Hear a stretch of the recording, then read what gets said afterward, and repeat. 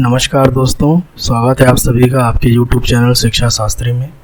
पिछली बार जब हम लोग मिले थे तो हम लोगों ने बात किया था शिक्षण और प्रशिक्षण से किस प्रकार अलग है। आज हम लोग बात करेंगे शिक्षा के कारकों के बारे में।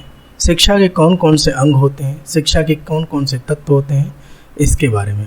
The factors of education. शिक्षा के कारकों के बारे में अगर हम बात करें तो हम पाते हैं कि शिक्षा के कई कारक हैं जिनसे शिक्षा प्रभावित होती है, जिसके द्वारा शिक्षा प्रभावित होती है। इनमें सर्वप्रथम शिक्षा की अवधारणा है।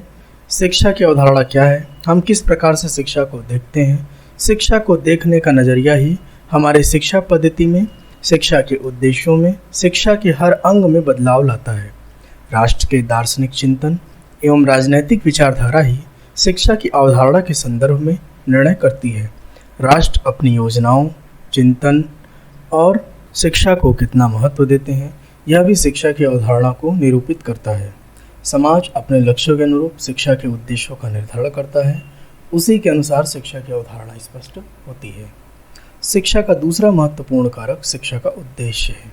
शिक्षा के उद्देश्य शिक्षा को सबसे अधिक प्रभावित करते हैं। यह शिक्षा व्यवस्था की आत्मा है। शिक्षा की समस्त प्रक्रियाएं इन्हीं उद्देश्यों की प्राप्त करने के लिए ही आयोजित की जाती हैं। शिक्षा का मूल्यांकन इसके निर्धारित उद्देश्यों की प्राप्ति के आधार पर ही होता है। हम बात करें शिक्षा के उद्देश्यों की तो हम पाते हैं कि हमारी शैक्षिक अवधारणा, शिक्षा के प्रति हमारी विचारधारा भी हमारे शैक्षिक उद्देश्यों का निर्धारण करती है। जैसे यदि हम आदर्शवादी मानसिकता के विचारक हैं तो हमारे शैक्षिक उद्देश्य आत्मानुभूति, सत्यम शिवम सुंदरम की प्राप्ति और मोक्ष की प्राप्ति करना हो जाएगा। इसी प्रकार एक प्रकृतिवादी शैक्षिक विचारक शिक्षा के उद्देश्य सेल्फ एक्सप्रेशन, आत्म प्रदर्शन को निर्धारित करेगा तथा बालक के इंद्रियानुभविक विकास को बढ़ावा देना चाहेगा। उसके अनुसार शिक्षक बालकों के इंद्रियों का प्रशिक्षण करके उन्हें प्राकृतिक जीवन जीने के योग्य बनाने का उद्देश्य शिक्षा के द्वारा होगा। इसी प्रकार शिक्षा का एक अन्य कारक शिक्षा के पाठ्यक्रम है। शिक्षा के पाठ्यक्रम उसके उद्देश्यों के अनुसार ही निर्धारित होते हैं। पाठ्यक्रम हमारे समाज की आवश्यकताओं, समाज के दार्शनिक मंतव्यों का एक प्रतिबिंब होता है। यदि भौतिकवादी शैक्षिक विचारक की मानसिकता होगी तो हमारा उद्देश्य कारण प्रभाव का अध्ययन करना, वैज्ञानिक अभिवृत्ति का विकास करना। हमारे पाठ्यक्रम में भौतिक विज्ञान, अन्य शुद्ध विज्ञान को अधिक महत्व मिलेगा, जबकि भाषा और सामाजिक विज्ञानों को पाठ्यक्रम में कम वरीयता दी जाएगी। इसके साथ ही शिक्षा के अन्य कारक के रूप में हम शिक्षार्थी को देखते हैं। जैसे जैसे हमारी दार्शनिक विचारधाराएं बदलती जाती हैं, उसके अनुसार ही शिक्षार्थी के प्रति अवधारणा भी बदलती है। विद्यार्थी शिक्षा के एक महत्वपूर्ण कारक है। समस्त शिक्षा का आयोजन इन्हीं के इर्द गिर्द घूमता है। शिक्षा वर्तमान समय में मनोवैज्ञानिक और प्रकृतिवादी विचारधाराओं के कारण बाल केंद्रित हो गई है। बाल सुलभ क्रियाओं के आधार पर शिक्षा का आयोजन करना महत्वपूर्ण हो गया है। शिक्षा के एक अन्य कारक के रूप में हम शिक्षक को देखते हैं। शिक्षा की प्रक्रिया की कल्पना बिना शिक्षक के अपूर्ण है। या हम कह सकते हैं कि शिक्षक ही संपूर्ण शैक्षिक क्रियाओं का आयोजन करता होता है। शिक्षा का संपूर्ण वातावरण का निर्माण करना, जटिल विषयों को आसान बनाना और एक अनुभवी व्यक्ति के रूप में कम अनुभवी को ज्ञान देना शिक्षक का प्रमुख कार्य है। शिक्षा के स्वतंत्र चर के रूप में शिक्षक अपने आश्रित चर शिक्षार्थी को प्रभावित करता है। शिक्षा का अगला कारक शिक्षक शिक्षार्थी संबंध इसका अगला कारक है। शिक्षक शिक्षार्थी संबंध के अनुसार ही शिक्षा की प्रक्रिया चलती है। शिक्षक शिक्षार्थी में किस प्रकार का संबंध है, वह मित्रवत है, पुत्रवत है अथवा लोकतांत्रिक है या उनके बीच में एक सामाजिक संबंध है, यह भी शिक्षा प्रक्रिया का एक महत्वपूर्ण निर्धारक कारक है। शिक्षक शिक्षार्थी का संबंध ही उनके विषय की गंभीरता और शिक्षा की अवधारणा के आधार पर निर्धारित होता है। इसी के साथ साथ शिक्षा का एक महत्वपूर्ण कारक शिक्षण विधियां हैं।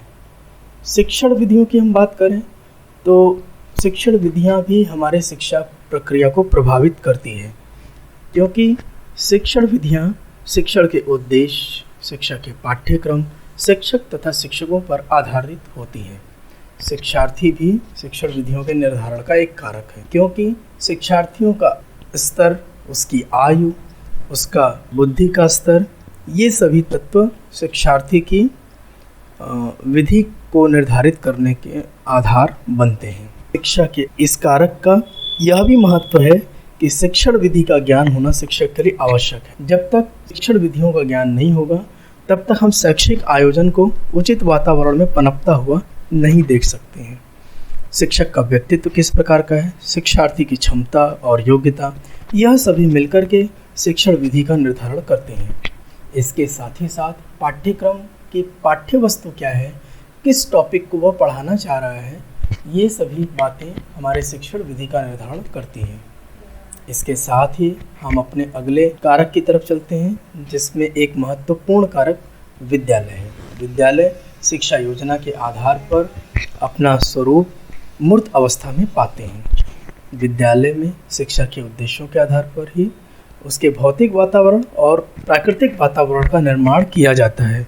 विद्यालय के वातावरण के आधार पर ही समस्त शिक्षण प्रक्रिया का निर्धारण होता है।